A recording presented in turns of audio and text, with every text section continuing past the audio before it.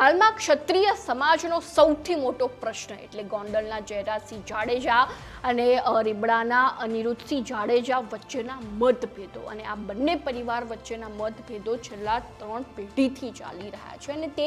મતભેદો અંગેનું કોઈ સમાધાન જોવા નથી મળી રહ્યું અને તેને લઈને ક્ષત્રિય સમાજમાં સતત પ્રશ્ન ઉઠી રહ્યો છે કે આ બંને પરિવાર વચ્ચેના મતભેદો ક્યારે દૂર થશે તે અંગે ક્ષત્રિય સમાજના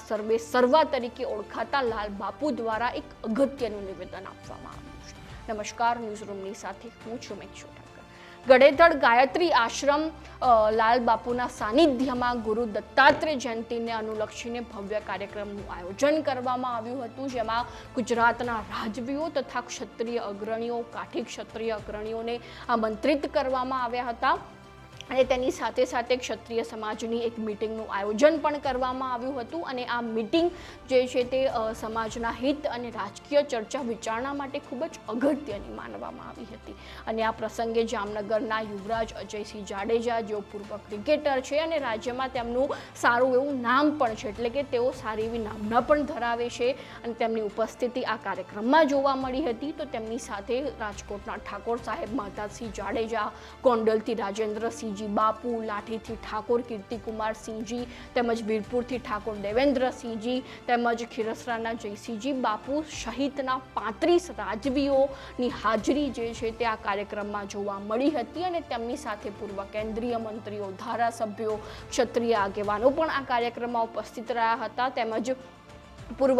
શિક્ષણ મંત્રી ભૂપેન્દ્રસિંહ ચુડાસમાની હાજરી પણ અહીંયા જોવા મળી હતી અને આ કાર્યક્રમમાં રાજકારણીઓ દ્વારા જે પણ નિવેદનો આપવામાં આવ્યા તે ક્ષત્રિય સમાજ માટે અગત્યના હતા, જેમાં કોંગ્રેસ નેતા ઇન્દ્ર વિજયસિંહજી ગોહિલ દ્વારા મહત્વના નિવેદન આપવામાં આવ્યા હતા, જેમાં તેમના દ્વારા જણાવવામાં આવ્યું હતું કે આજ સુધી ક્ષત્રિય સમાજ દ્વારા ક્યારે અનામત આંદોલન કે અન્ય કોઈ બાબત ઉપર આંદોલન ક્યારે નથી કરવામાં આવ્યું, પરંતુ જ્યારે અસ્મિતા ઉપર વાત આવે ત્યારે ક્ષત્રિય આંદોલન, ક્ષત્રિય સમાજનું આંદોલન જે છે તે ઉગ્ર બની જતું હોય છે, એટલે કે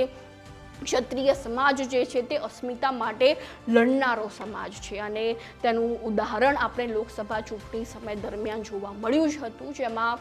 પૂર્વ કેન્દ્રીય મંત્રી પરસોત્તમ રૂપાલા દ્વારા ક્ષત્રિય સમાજ અંગે જે બફાટ કરવામાં આવ્યો હતો, વિવાદાસ્પદ નિવેદન આપવામાં આવ્યું હતું ક્ષત્રિય સમાજને લઈને અને તેની વિરુદ્ધમાં ક્ષત્રિય સમાજે હલ્લાબોલ કર્યો હતો અને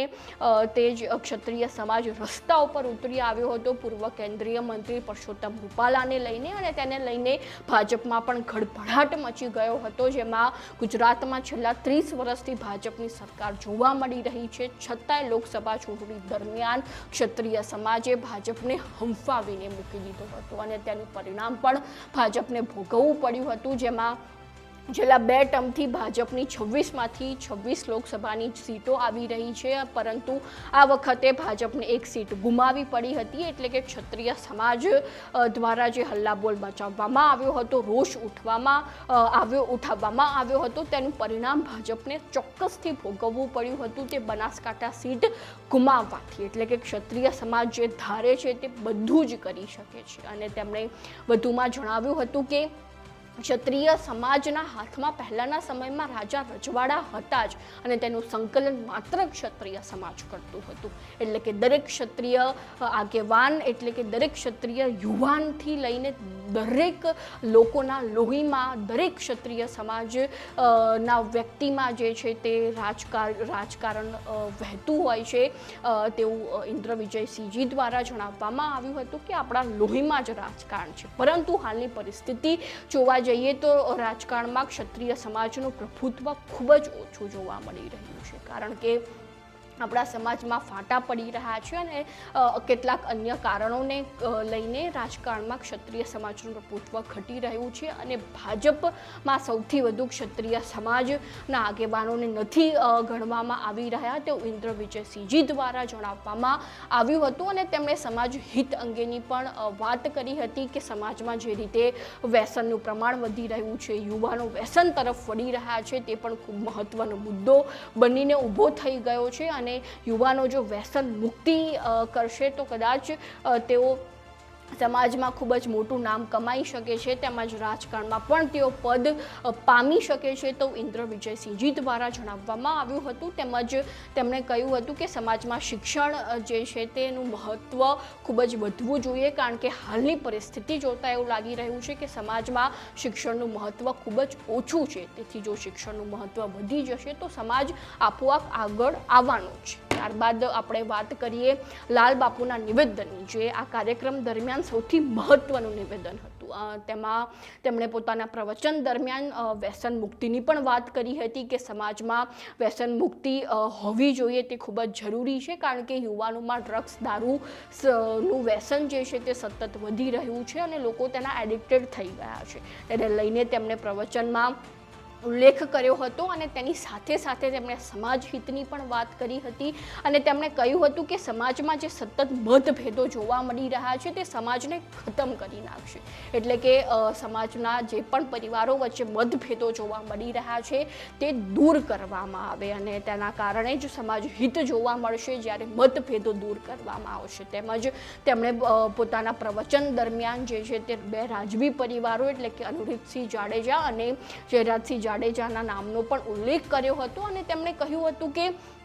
આ બંને પરિવારો હંમેશા લોકોની સેવા માટે આગળ જ રહેતા હોય છે, એટલે કે તેમના પરિવારો સેવાલક્ષી જ છે, પરંતુ જે મતભેદો જોવા મળતા હોય છે તે સમાજ માટે હાનિકારક છે અને સમાજની એકતા માટે હાનિકારક છે. એટલે કે આ લાલ બાપુનું જે નિવેદન જે છે તે ઘણા ઇશારા કરે છે અને સૌથી મોટું કે આ બંને પરિવાર વચ્ચેના જે મતભેદો જોવા મળી રહ્યા છે તે દૂર થાય તે અંગેની વાત જે છે તે લાલ બાપુ દ્વારા કરવામાં આવી છે. આપણે જણાવી દઈએ કે આ બંને પરિવાર વચ્ચેના મતભેદો જે છે તે સતત 3 પેઢીથી ચાલી રહ્યા છે અને આ મતભેદો દૂર થવાનું નામ જ નથી લઈ રહ્યા. અને જ્યારે ગુજરાતમાં ચૂંટણી આવે છે ત્યારે આ બંને પરિવાર વચ્ચેના મતભેદો જે છે તે ઓછા થવાને બદલે વધી રહ્યા છે. જેમાં ગોંડલ વિધાનસભા સીટની વાત કરીએ તો તે હંમેશાથી ચર્ચાસ્પદ સીટ રહી છે, જેમાં પહેલાંના સમયથી જ પટેલ વર્સેસ ક્ષત્રિય જોવા મળતા હતા, પરંતુ હવે તો એવી પરિસ્થિતિ જોવા મળી રહી છે કે ક્ષત્રિયોમાં જ બે ફાટા પડી ગયા છે અને જ્યારે ટિકિટ આપવાની વાત આવે ત્યારે અનિરુદ્ધસિંહ જાડેજા અને જયરાજસિંહ જાડેજાના પરિવાર વચ્ચે મતભેદો વધુ ઉગ્ર બનતા હોય છે કે ભાજપ પાર્ટીમાંથી કોને ટિકિટ આપવામાં આવશે અને તે વચ્ચે ઘણીવાર લડાઈ વચ્ચેના સમાચારો પણ આવતા હોય છે. એટલે કે જ્યારે ચૂંટણીનો સમય આવે છે, વિધાનસભા ચૂંટણીનો, ત્યારે મતભેદો વધતા જાય છે અને તે પરિસ્થિતિ જોવા મળતી હોય છે અને તે વધુ ઉગ્ર બની જતા હોય છે. એટલે કે ગોંડલનો જે ઇતિહાસ જે રહ્યો છે તે હંમેશાથી લોહિયાળ જ રહ્યો છે અને તેમાં લડાઈના દ્રશ્યો સૌથી વધુ જોવા મળતા હોય છે, તે સ્વાભાવિક વાત છે. પરંતુ ક્ષત્રિય સમાજમાં જે બે ફાંટા જોવા મળી રહ્યા છે તે દિવસે ને દિવસે વધતા જાય છે. તેને લઈને લાલ બાપુ દ્વારા નિવેદન આપવામાં આવ્યું હતું કે સમાજમાં જે બે ફાંટા જોવા મળી રહ્યા છે તે ફાંટા દૂર કરવામાં આવે, કારણ કે બે રાજવી પરિવારો જે અનિરુદ્ધસિંહ જાડેજા અને જયરાજસિંહ જાડેજા જે છે તે સમાજના સૌથી ઉપરી કક્ષામાં માનવામાં આવે છે, બંને રાજવી પરિવારમાંથી આવે છે. એટલે કે જો આ બંને પરિવાર વચ્ચે જ ફાંટાના દ્રશ્યો સર્જાશે તો સમાજમાં એકતા ક્યાંથી જોવા મળશે. એટલે કે આ બંને પરિવારો વચ્ચે સમાધાન થવું તે ખૂબ જ જરૂરી છે. અને આપણે તેમની આગળની પેઢીની વાત કરીએ તો જયરાજસિંહ જાડેજાના પુત્ર ગણેશ ગોંડલ તેમજ અનિરુદ્ધસિંહના પુત્ર જે છે તે રાજદીપ જાડેજા, જેઓ પણ સતત સક્રિય જોવા મળી રહ્યા છે અને પોતાના પિતાની રાજગાદી સંભાળતા પણ જોવા મળી રહ્યા છે. જેમાં એવી શક્યતાઓ દેખાઈ રહી છે કે ગુજરાતમાં આવનારી વિધાનસભા ચૂંટણીમાં ગોંડલ બેઠક ઉપરથી ગણેશ ગોંડલને ટિકિટ આપવામાં આવી શકે છે અને હાલમાં તેમના માતા ગીતાબા જાડેજા જે છે તે ધારાસભ્ય છે, પરંતુ આવનારી વિધાનસભા ચૂંટણીમાં ગણેશ જાડેજાને જે છે તે ટિકિટ આપવામાં આવે તેવી શક્યતાઓ વર્તાઈ રહી છે. હવે મહત્વનો પ્રશ્ન એ ઉઠી રહ્યો છે કે શું ચોથી પેઢીમાં જે છે તે આ બંને પરિવારો વચ્ચે સમાધાનના દ્રશ્યો જોવા મળશે કે કેમ, જેમાં